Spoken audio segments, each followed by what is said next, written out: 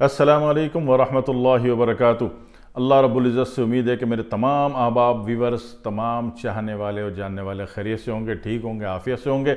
अल्लाह ताला आप सबको खैर से रखे, आफ़ियत से रखे, बहुत अच्छा रखे, बहुत प्यारा रखे, अपना महबूब रखे। आमीन सुम्मा आमीन। हमारे बहुत सारे भाइयों ने फरमाया कि भाई कायनात में जिस तरह रहमानी क़ुव्वतें, पॉजिटिव एनर्जी काम कर रही है, इस तरह नेगेटिव एनर्जी भी तो काम कर रही है। ऑफ कोर्स मैं मानता हूं इस बात को कि पॉजिटिव एनर्जी अगर काम कर रही है तो नेगेटिव एनर्जी भी काम कर रही है।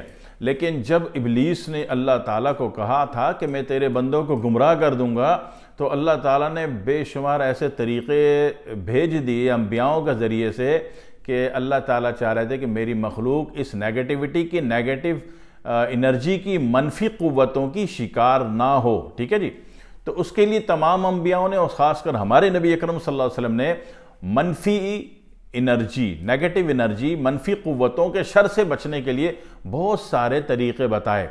उसमें से कुछ आसान तरीक़े जो रेगुलर हैं वो मैं आपसे अर्ज़ कर देता हूँ, ताकि आज के बाद आइंदा आप ना बोलें कि मुझे जिन चिमट गया, मुझे भूत चिमट गया और मुझे पर जादू हो गया, मुझ पर नज़र लग गई, मुझसे ये हो गया, वो हो गया। भाई कुछ भी नहीं होगा इंशाअल्लाह ताला। शर्त ही कि अल्लाह और उसके रसूल के तरीक़ों पर बहुत छोटे से पॉइंट, बड़े नहीं, मुश्किल नहीं, आसान वाले, आसान तरीन पॉइंट पर आप अमल कर लें तो ठीक है। इसमें नबी अकरम सल्लल्लाहु अलैहि वसल्लम ने एक तरीक़ा बताया था गुस्ल का। भाई मोहतरम, जब आप गुस्ल करते हैं तो आपको महसूस होता होगा कि आपका जिस्म हल्का फुल्का हो जाता है। हालांकि जिस्म वही है जो पहले आपने तोला था 120 किलो, अभी भी 120 किलो ही, लेकिन आपकी रूह महसूस करती है कि जिस्म हल्का फुल्का हो गया। ठीक है ना। तो एक तरीका है गुस्ल। दूसरा तरीका दिन में 5 मरतबा वुज़ू। तीसरा तरीका सुबह और रात को दांत ब्रश करना। ठीक है। आप मिसवाक से कर लेते हैं तो बहुत अच्छी बात है, नहीं तो टूथपेस्ट उसी का मुतमासिल है। ठीक है ना। यानी कि दांत आपने वाश करना ही करना है किसी भी एतबार से। ठीक है जी। हर खाने से पहले हाथ धोना ही धोना है और खाने के बाद भी हाथ धोना ही धोना है। अक्सर लोग कहते हैं जी सिर्फ पहले धोने का पता है। भाई खाने के बाद किसी की मेहमान के घर में गया, वहाँ चादर पे आपका हाथ लग गया, अच्छे लगोगे, खाने का पूरे कोरमे का प्रिंट छापा हुआ है आपने उसकी चादर में। ठीक है। तो खाने के बाद भी हाथ धोना है। हाँ, पहले धोने के बाद पोंछना नहीं है और खाने के बाद धोने के बाद पोंछना ज़रूर है। ठीक है जी। और इसी तरीके से कायनात की फैली हुई मनफी क़ुव्वतें आपकी बॉडी पर टच ना करें और जो आपकी बॉडी में इंस्टॉल हो चुकी हैं वो ऑटो डिलीट का शिकार हो जाएं, ऑटोमेटिक डिलीट होती रहें। तो उसमें जब अजान होती है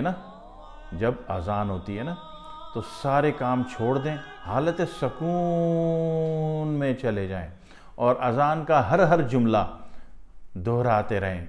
अजान जब भी हो रही हो, ठीक है, आपके मतलब के फ़िरक़े की, ठीक है, जो भी अजान हो रही हो उसके अल्फाज आप दोहराएं बड़े स्लो स्लो। और उसके बाद नबी अकरम सल्लल्लाहु अलैहि वसल्लम पर दुआ भेजें, अल्लाहुम्मा रब्ब हादी दावती ताम्मा। ठीक है ना। ये दुआ आपने पढ़नी है। ठीक है। दुआ पढ़ के क्या होगा, जब आप नबी अकरम सल्लल्लाहु अलैहि वसल्लम को, अल्लाह के महबूब को दिन में 5 दफ़ा दुआ भेजोगे तो भाई क्या ख्याल है, दिन भर जो अपनी दुआएं मांगोगे अल्लाह रब्बुल इज़्ज़त रहम करम शफ़क़त का मामला फरमाते हुए वो नहीं सुनेंगे? सुनेंगे ना। ठीक है। तो सबसे बड़ा जो नेगेटिव एनर्जी को रिमूव करने और डिलीट करने का तरीक़ा है वो अजान के वक्त खामोश हो जाना, ताकि वो आपकी बॉडी में अल्फाज इंस्टॉल हो जाएं, रिसीव हो जाएं। ठीक है जी।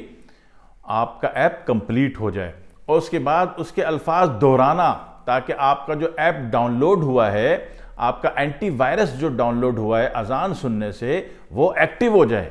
ठीक है ना। और उसके बाद दुआ पढ़ना, अजान के बाद की दुआ। ठीक है जी। तो ये बहुत थोड़े से काम है, मुश्किल तो है नहीं, है ना, आसान तरीन काम है। और उसके बाद जो है एक नेगेटिविटी आती है जूते पहनने से। जूते 3 दफ़ा झाड़ के पहनना। ठीक है। जूते में नेगेटिविटी डिपॉजिट होती है। ठीक है। आपका अपना ही जूता, दूसरे का नहीं, आपका अपने ही जूते में नेगेटिविटी डिपॉजिट होती है, नेगेटिव एनर्जी डिपॉजिट होती है। जूता 3 दफ़ा झाड़ के पहनिएगा, आज की तारीख में बताइएगा पहनते ही दिमाग में सुकून आया कि नहीं आया। ठीक है। आज करके देख लीजिए, कल किसने देखी, है ना। और उसके बाद बिस्तर ज़रूर झाड़ना है। ठीक है। आपकी बॉडी जो इतनी चिकनी सी, प्यारी सी, खूबसूरत सी लगती है ना, इतनी चिकनी है नहीं, जिस खुशफहमी का हम शिकार हैं। ये बिल्कुल गुलाब की पत्तियों की तरह, मछली के छिलके की तरह है पूरी बॉडी। ठीक है। कभी माइक्रोस्कोप में जाएंगे ना 9 क्लास वाली में, ठीक है ना, या किसी चश्मे वाले के पास, तो उसको 800 गुना 800 गुना ज़ूम करके देखिएगा, आपकी जो पूरी खाल है ये गुलाब की पत्तियों की तरह है, तह दर तह, परत दर परत है, या मछली के छिलके की तरह है। इतनी चिकनी है नहीं जितनी नजर आती है। ठीक है, तो इसमें क्या होता है कि ये डिपॉजिट हो जाता है आपका गिरा हुआ सेल। जब आप बिस्तर में रहते हैं, सोते हैं, लेटते हैं, तो जो जिस्म में तखरीबकारी का अमल होता है, यानी कि डेड सेल जो गिरते हैं, उन्होंने गिरना है, नए सेल बनते हैं, डेड सेल गिरते हैं, और ये अमल मुसलसल होता है। तो ये जो डेड सेल गिरे हुए हैं ये प्योर कैंसर हैं, प्योर नेगेटिव एनर्जी है। ठीक है ना, तो ये आपके छिलकों में दोबारा डिपॉजिट हो जाते हैं, अब ये बीमारियां दे देते हैं।